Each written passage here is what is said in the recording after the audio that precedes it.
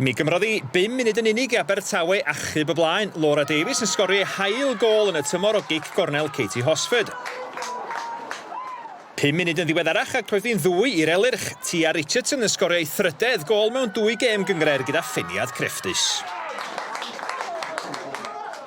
Abertawe ydy'r unig dîm yn y Cynghrair sydd heb golli y tymor yma a doedd hynny ddim yn edrach fel newid brynhawn Sul. Katie Hosford yn rhwydo'r drydedd wedi 5 munud ar 20. Roedd Caerdydd ar rediad o 10 gêm heb golli cyn y penwythnos, ond roedd hi'n troi yn grasfa yn erbyn Abertawe. Katie Hosford yn sgorio hail am y prynhawn a 4 gol Abertawe.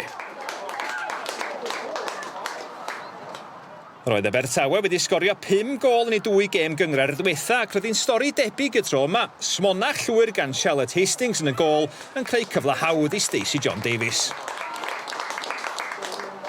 10 munud ar ôl sgorio'i chynta, daeth Stacey John Davies yn agos i rwydo eto. Amddiffynwyr Caerdydd ddim yn gallu delio gyda chyflymder yr ymosodwr. Bydda gol fan hyn wedi codi Davies i frig y tabl prif sgorwyr.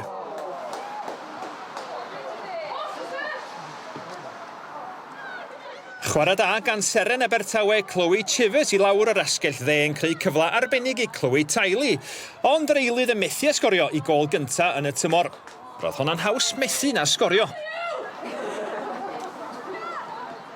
Roedd y gyfle am 1 gol arall. Chloe Chivers yn creu unwaith eto a Katie Hosford yn sgorio thrydedd o'r gêm a 6 gol yr elyrch. Ail hat-trick Hosford yn y tymor a phrynhawn i'w anghofio i Gaerdydd.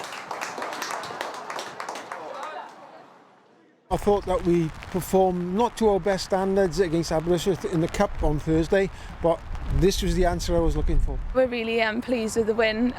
Obviously, I'm really happy to get a hat-trick.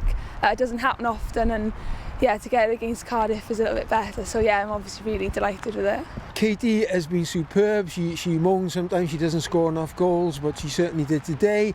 And her contribution throughout the season, like every other player, has been phenomenal. We knew it was going to be tough. You know, they're a good side. I think I'm just happy that we managed to get quite a lot of our younger players on today, give them the experience of playing in the game like that. You know, we got a cup final to look forward to the end of the season. You know, we're a young side. We're a side who's learning all the time, developing the way we play.